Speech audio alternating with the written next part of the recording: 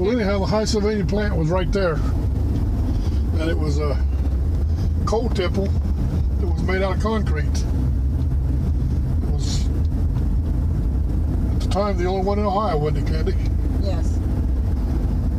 And it was a big mine, and I got a picture of it that I'll show you when we... In fact, I got two pictures of it. I got one picture when they was building it, and I got another picture after it was done. And I have a friend who, when they were kids, they used to take the coal cars that were left behind and push them to the mouth of the mine and get in them and ride down the tracks down to the bottom of the mine shaft. And they used to do that all the time until their parents found out. And then they fixed it so they couldn't do that anymore. Oh, It was probably not the smartest thing to do. Coming into the town of Glouster. Again, it was noted for its coal. Pretty wild town in its day. All kind of bars and people getting shot on the streets. And sounds like today, really.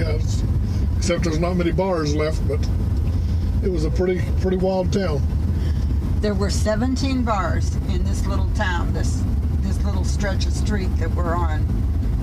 And Glouster was known as a 24-hour town. It was open 24 hours a day because the coal mines had 3 shifts that worked 24 hours a day. So they kept everything open. So when the miners got off work, they had a place to go. So anything you could buy at noon, you could buy at midnight.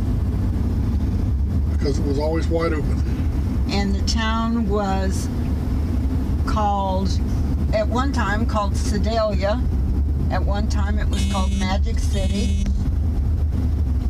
And they say it got the name of Glouster because it was, somebody named it after a town in the east called Gloucester. And over the years it just got shortened to Glouster. Okay, this is the Glouster mural. It's part of a mural project that Rural Action did back in the 1990s and early 2000s. It was painted by a local artist, and it depicts a lot of the people that were part of the history of Glouster. There's a doctor, and Dr. Patton was a local guy, and he was a doctor here for many, many years. There's it shows an ice cream cone, which there was an ice cream parlor here. As I mentioned before, there were 17 bars here. There was a soda fountain here. There were several clothing stores. So it was a booming town. And the community got together and decided what they wanted to be placed on the mural. And then the artist talked to a lot of the people and got a lot of information, and then she painted the mural. So this is one of the ones that is a historic mural. Not all of the ones that Rural Action were involved with are historic murals, but this one is. So this is the little town of Glouster.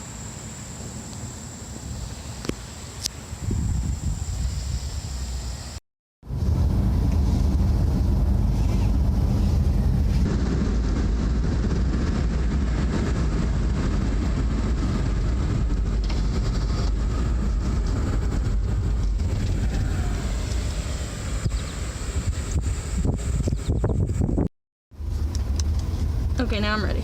Okay, this is Dirthick Road, number 10 Hollow is what they call it. And this was a booming place in its time with the mines. Candy can tell you about the mines up in here. Okay, there were 2 coal mines up in here, number 10 and number 10A. One had 1,100 men working at it. The other one had 1,150.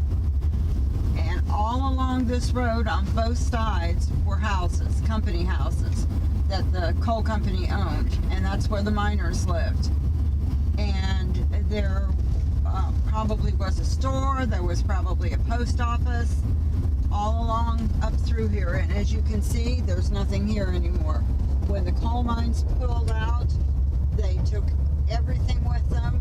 They tore all the houses down, and so there's just nothing here anymore. And it's hard to believe that that many people lived up in here, plus women and children lived up here. The last house that I remember up here, a friend of mine lived in it. It was a coal mining house. It was on the right-hand side. His name was Jerry Pettit. And that was the last coal mining house that was up here.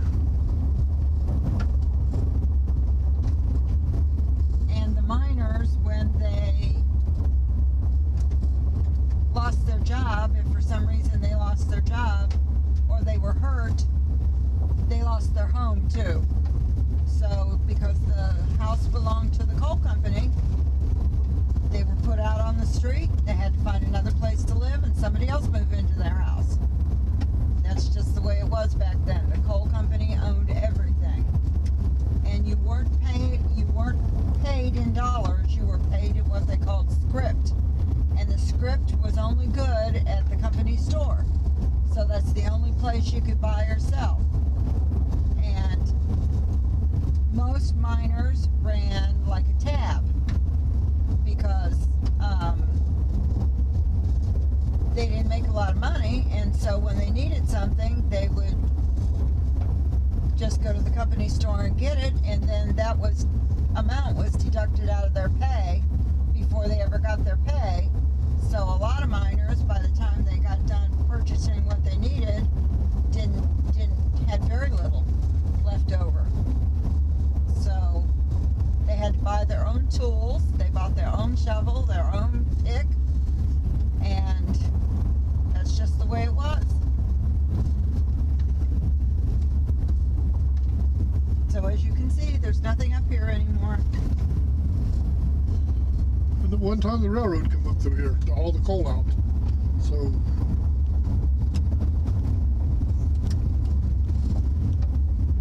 like Candy said, it was a booming place just right outside of Glouster. I mean, you might think, Glouster's so close they don't need another store, but the problem is it wouldn't have been a company store if they would have went to Glouster. So the company wanted everybody to buy at the company store, so they didn't go to Glouster. They just stayed right here. Of course, there wasn't no transportation and stuff back in those days either, so one of the mines was right up in here, right up that hollow right there.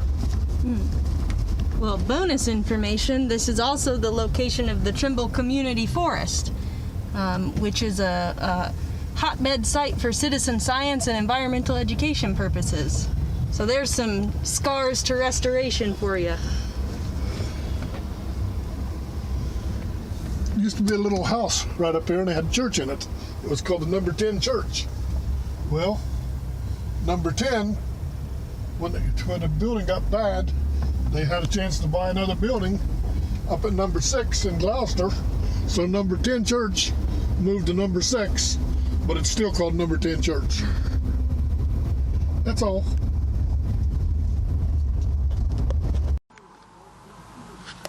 Turn left when you come out of Dirthick Road, and you'll keep heading towards Hollister. Hollister used to be a community, much like the other ones you'll see on this tour, with their own school, their own buildings, and shops, and lots of houses.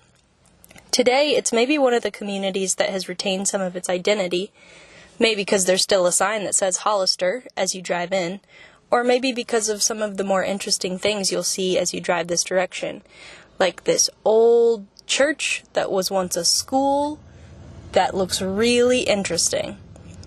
And you probably shouldn't invade the privacy of the people who live near it the way I did, but it's a neat building to see.